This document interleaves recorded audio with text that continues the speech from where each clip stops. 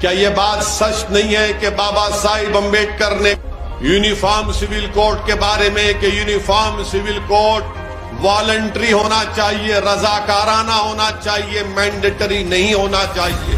मगर भाजपा सिर्फ अपने हिंदुत्व के एजेंडे को लेकर आगे बढ़ना चाहती है और चुनाव से पहले भाजपा की हमेशा ये आदत रही है कि इन मसलों को उठाया जाए ताकि अपनी वोट की राजनीति को या फिर अपने वोट को हासिल किया जाए। 2018 का लॉ कमीशन सुप्रीम कोर्ट के रिटायर्ड जज चौहान साहब ने कहा था, अपनी रिपोर्ट में कहा था कि मुल्क में यूनिफॉर्म सिविल कोड नेसेसरी भी नहीं है, ना डिजायरेबल, ना इसकी जरूरत है।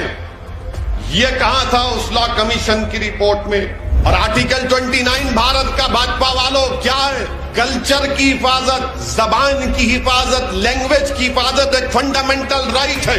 क्या यूनिफॉर्म